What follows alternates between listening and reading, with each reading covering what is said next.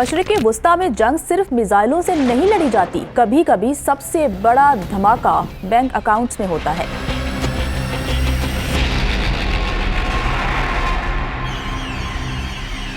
गुज़श्ता चंद दिनों में खलीजी ममालिक से हजारों गैर मुल्की शहरी निकल गए। अमरीकी शहरियों की बड़ी तादाद वापस जा रही है। बाज़ आलमी शख्सियात भी खलीज छोड़ चुकी हैं। परवाज़ों के टिकट महंगे हो गए हैं और सरमायाकार एक ही सवाल पूछ रहे हैं, अगर ईरान के साथ कशीदगी जारी रही तो खलीज की मईशत का क्या होगा।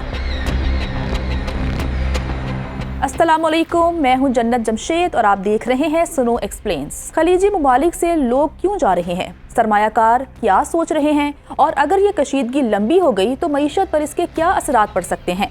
जंग के दौरान सबसे पहले जो तब्दीली आती है वो इंसानी नक्लो हरकत में होती है। हालिया रिपोर्ट्स के मुताबिक तकरीबन 10,000 अमरीकी शहरी खलीजी ममालिक छोड़ चुके हैं। अमरीकी सिफारत खानों ने कई ममालिक में अपने शहरियों को एहतियाती हिदायत भी जारी की हैं। ओमान, कतर और मुत्तहिदा अरब अमारात में कई अमरीकी शहरियों को स्टे अलर्ट और शेल्टर इन प्लेस की हिदायत दी गई हैं। यह मुकम्मल इनखला नहीं, लेकिन एक एहतियाती रुझान जरूर है। जब किसी खित्ते में कशीदगी बढ़ती है तो आलमी शख्सियात भी अपने फैसले बदल देती है।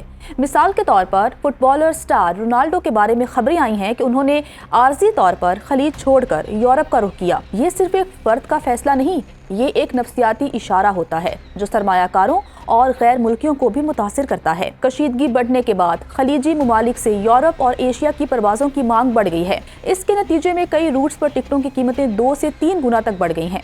कुछ परवाजें हंगामी बुनियादों पर चलाई गई। ये सूरत-ए-हाल हमें याद दिलाती है कि जंग सिर्फ मैदान जंग तक महदूद नहीं रहती, ये एयरपोर्ट्स और सफरी मंसूबों तक भी पहुंच जाती है।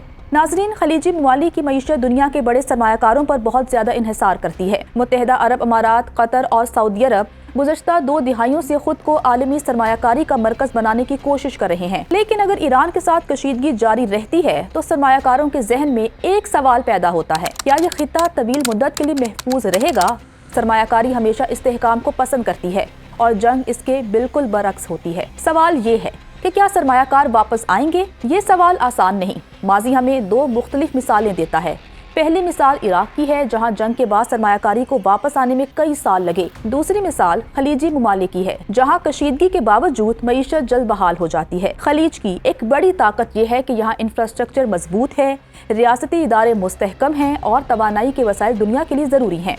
इसलिए कुछ माहिरीन समझते हैं कि सरमायाकार मुकम्मल तौर पर नहीं जाएंगे। दिलचस्प बात यह है कि जहां कुछ सरमायाकार खलीज से निकल रहे हैं, वहीं कुछ ममालिक इस सूरत-ए-हाल को मौका समझ रहे हैं। शिमाली अमेरिका के चंद ममालिक और बाज़ यूरोपीय रियासतें नए सरमायाकारों को अपनी तरफ राग़िब करने की कोशिश कर रही हैं। ये सरमायाकारी की दुनिया का उसूल है, जहाँ खतरा बढ़ता है वहाँ सरमाया नहीं जगह तलाश करता है। नाजरीन, खलीजी ममालिक की रियल एस्टेट मार्केट खास तौर पर दुबई और रियाद में गुज़श्ता चंद सालों में बहुत तेजी से बढ़ी थी, लेकिन कशीदगी के बाद कुछ खरीदार इंतजार कर रहे हैं।